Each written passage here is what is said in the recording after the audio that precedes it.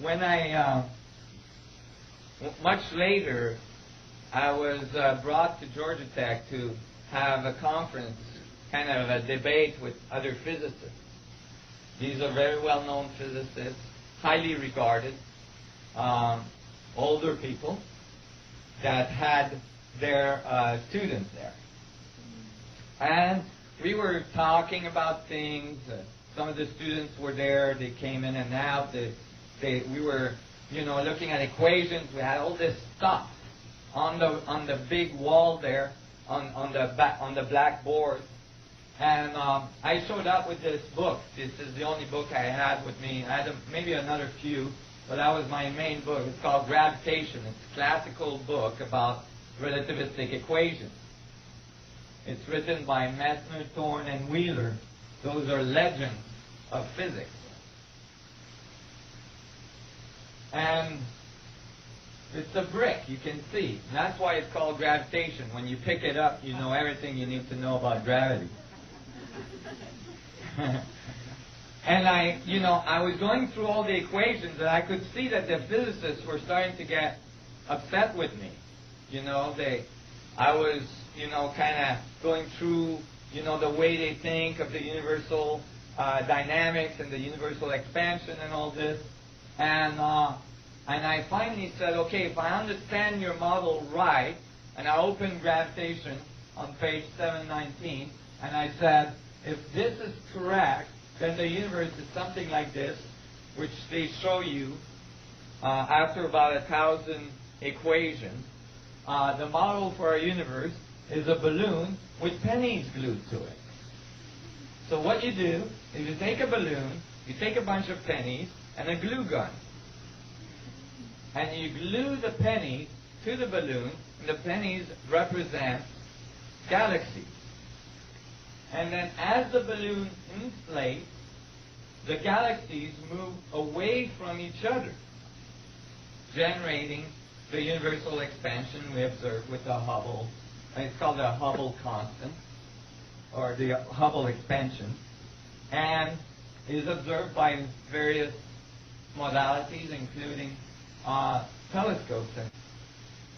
So I'm going through this with them, and you got to realize these guys are very accomplished physicists, and they're looking at me going, oh my God, this is like kindergarten stuff. If you don't know this stuff, you should go back home and study a little more before you waste our time. And so I was like, well, what I want to know is where is the equation, because I really looked through all your stuff, and where is the equation for this guy?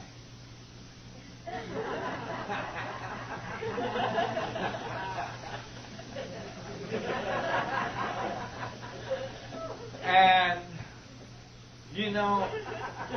the room became quiet. And I was saying, well, this is definitely a component of the dynamics that are going on, and I said, if you keep drawing, if you don't stop at the face, and you keep drawing the rest of the guy, you'll notice that when the balloon expands, the lungs contract. For every action, there's an equal and opposite reaction. First law of physics.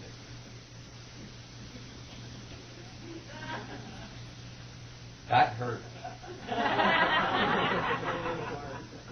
Everybody had a blank look on their face, and the room became so quiet you could hear a pin drop.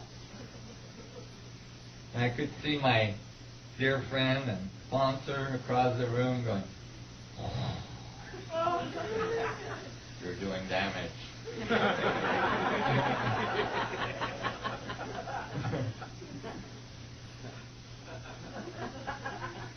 Kind of obvious.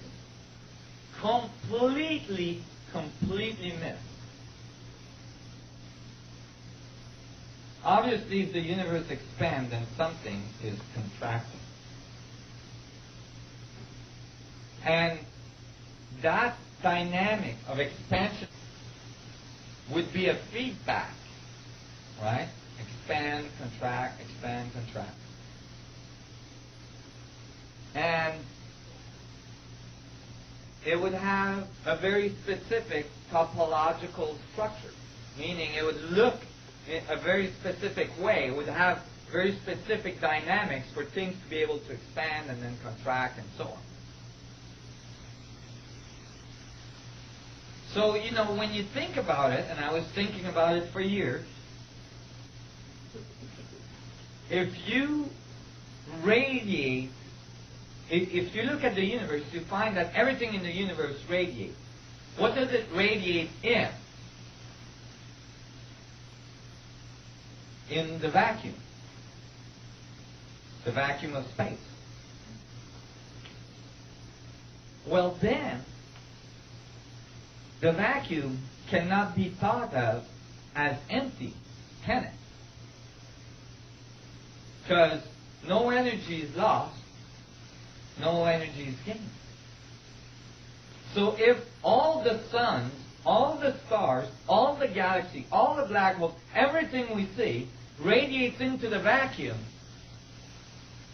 then the vacuum must be full. Full of energy. And